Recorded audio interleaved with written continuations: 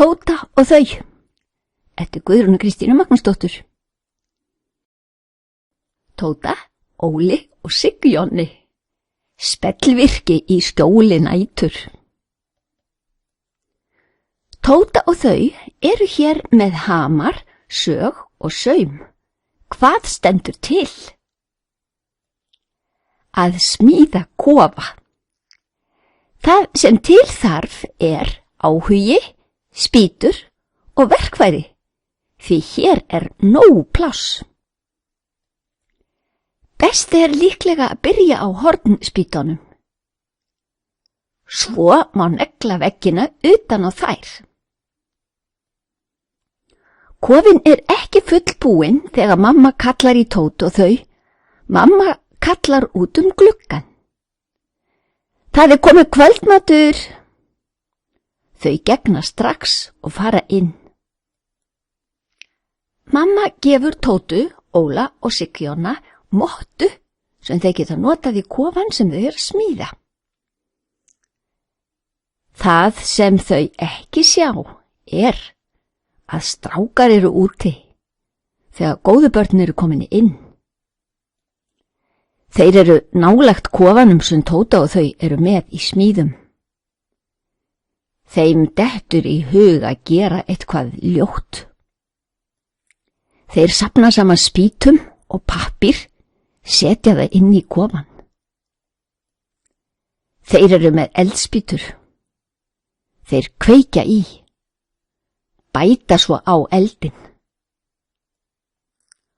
Tóta og þau eru inni að leika sér. Þau heyra allt í einu í slökkviliðsbílnum og fara út í glugga.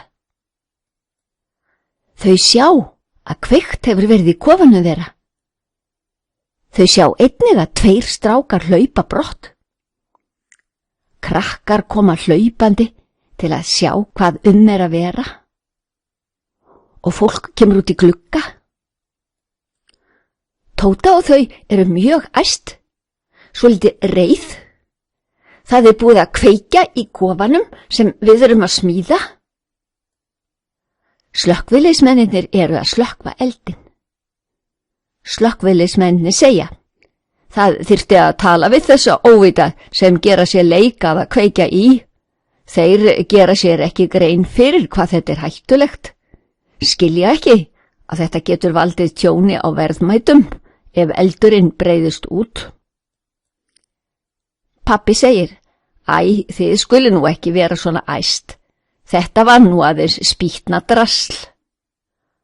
Tóta og þau verða enn æstari og reiðari. Spýtna drasl. Þetta var hús. Mamma segir: við skulum nú ekki taka þessu svona illa. Hugsið ykkur ef húsið sem við búum í væri að brenna. Við verðum að læra að taka smá andstreymi. Sigjonni spyr: hvað andstreymi? Mamma svarar: það smá mótlæti. Bara góð æfing fyrir lífið að gera ekki of mikið úr áföllum. Nú sljákkar heldur í Tótu, Óla og Sigjonna. Pabbi segir: nóg til af spýtnabraki, hægt að hefjast handa á ný í fyrramálið. Mamma segir: ekki best að fara að drífa sig í háttinn? Pabbi bætir við: til þess að hafa nóga krafta á morgun. Þórunn, Ólafur og Sigurjón. Ósvinnur, það að segja óvitur, maður, vakir alla nætur og hyggur að hvívetna, hugsar allt. Þá móður, þreytur, að morgni kemur. Allt víl sem var. Andvöku næturnar hafa ekki bætt ástandið, áhyggjur gera ekkert gagn. Úr Hávamálum, 23. vísu.